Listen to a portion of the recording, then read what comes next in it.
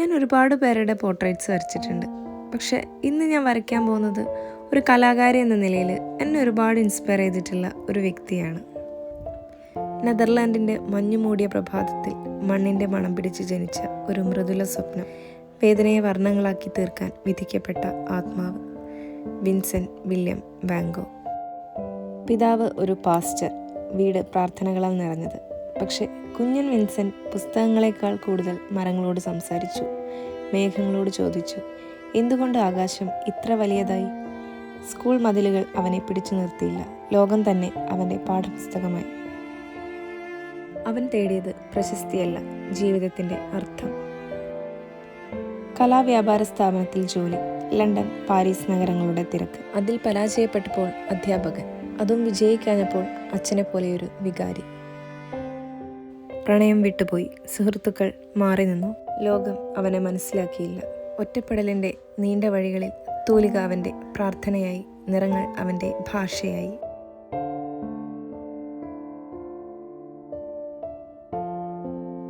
പാവങ്ങളുടെ കണ്ണീരിൽ കരുണയായി ഒരുക്കി, അവിടെയായിരുന്നു കല അവനെ വിളിച്ചത്.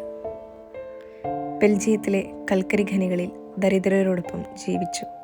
അവരുടെ കരിഞ്ഞ കൈകളിൽ അവൻ കണ്ടത് വേദനയുടെ വിശുദ്ധി. 1885 ജനിച്ചു ഒരു ചിത്രം, ദ പൊട്ടറ്റോ ഈറ്റേഴ്സ്. ഇരുണ്ട നിറങ്ങൾ, തീണ്ടാത്ത മുഖങ്ങൾ, ഒരു വിളക്കിൻ്റെ മങ്ങിയ വെളിച്ചം. അതൊരു ചിത്രം മാത്രമല്ല, പാവങ്ങളുടെ ആത്മകഥ. പിന്നീട് പാരീസ്, ഇംപ്രഷനിസ്റ്റുകളുടെ നഗരം. വെളിച്ചം നിറങ്ങളായി പിരിഞ്ഞപ്പോൾ അവൻ്റെ മനസ്സും തുറന്നു. അവിടെ അവൻ കണ്ടു പുതിയ ലോകം. തിളങ്ങുന്ന ബ്രഷ് സ്ട്രോക്കുകൾ, തീവ്രമായ മഞ്ഞ, നീല, പച്ച. അവൻ്റെ ചിത്രങ്ങൾ ഇരുട്ടിൽ നിന്ന് വെളിച്ചത്തിലേക്ക് മാറി തുടങ്ങി.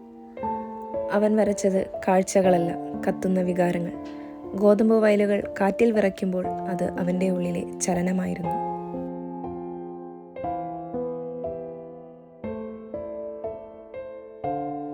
തെക്കൻ ഫ്രാൻസിലെ ആൾസ്. അവിടെ സൂര്യൻ പകൽ മാത്രമല്ല, അവൻ്റെ രക്തത്തിലും കത്തി. മഞ്ഞ നിറത്തിൽ മുങ്ങിയ വീട്ടിൽ അവൻ വരച്ചു സൺഫ്ലവേഴ്സ്.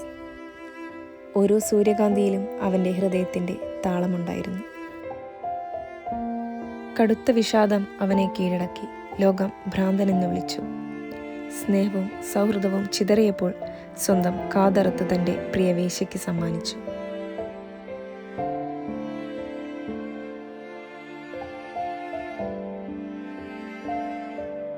മനസ്സിൻ്റെ കൊടുങ്കാറ്റുകൾക്കിടയിൽ ആശുപത്രിയുടെ ജനൽക്കൽ നിന്ന് അവൻ വരച്ചു ദ സ്റ്റാറി നൈറ്റ്.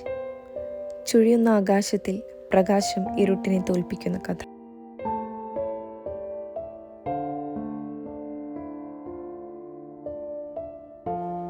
വരച്ചത് 2000-ലധികം അതുല്യ സൃഷ്ടികൾ, വിൽക്കാനായത് ഒരേയൊരു ചിത്രം.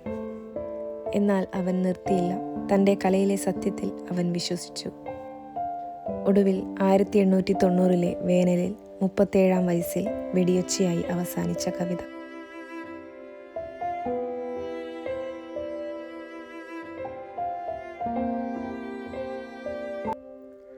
ആത്മഹത്യയെന്ന് പലരും വിലയിരുത്തിയ, അല്ല കൊലപാതകമെന്ന് അടക്കം പറഞ്ഞ ആ സംഭവത്തിൻ്റെ 2ാം നാൾ, സഹോദരൻ തിയോയുടെ മടിയിൽ തലചായ്ച്ചുകൊണ്ട് വാൻ ഗോഗ് തൻ്റെ അന്ത്യശ്വാസം വലിച്ചപ്പോൾ പരിസമാപ്തിയാവുന്നത് കാറും കോളും നിറഞ്ഞ ഒരു ദുരിത ജീവിതത്തിനു കൂടിയാണ്.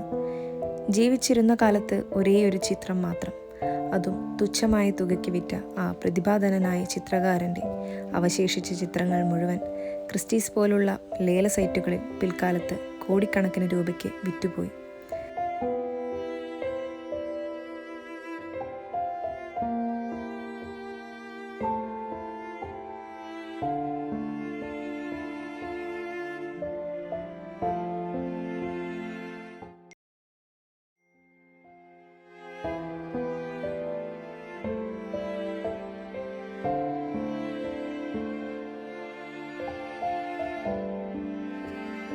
The misunderstood genius. ആരാലും മനസ്സിലാക്കപ്പെടാതെ പോയ, സദാ തെറ്റിദ്ധരിക്കപ്പെട്ട, ജീവിച്ചിരുന്ന കാലത്ത് വേണ്ടത്ര അംഗീകരിക്കപ്പെടാതെ പോയ അകാലത്തിൽ പൊലിഞ്ഞ ഒരു പ്രതിഭയായിരുന്നു വിൻസെൻ്റ് വാൻ ഗോഗ്. തീ തിന്നുന്ന കലാകാരൻ്റെ കാൽപ്പനിക രൂപം. കലയും ജീവിതവും സദാ തിരിഞ്ഞുകൊത്തിയ ഉന്മാദിയായ ജീനിയസ്. മരണം അവനെ അടച്ചുപൂട്ടിയില്ല. ഇന്ന് ലോകം മുഴുവൻ അവൻ്റെ നിറങ്ങളിൽ നനയുന്നു. ഓരോ സൂര്യകാന്തിയിലും അവൻ വീണ്ടും ഉദിക്കുന്നു. വേദനയിൽ നിന്ന് പിറന്ന സൗന്ദര്യം കാലത്തെ പോലും കീഴടക്കി. നിന്റെ തൂലികയുടെ തീയിൽ മനുഷ്യൻ പഠിച്ചു, വേദനയും ഒരിക്കൽ പൂക്കളായി വിരിയും.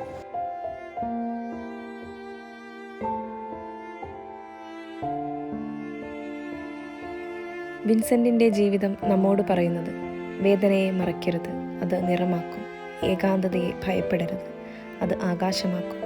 നിന്റെ മുറിവുകൾ പോലും ഒരു ദിവസം നക്ഷത്രങ്ങളായി തിളങ്ങും. കാരണം ഒരു മനുഷ്യൻ ഒരിക്കൽ വേദനയെ കലയാക്കി മാറ്റിയിരുന്നു.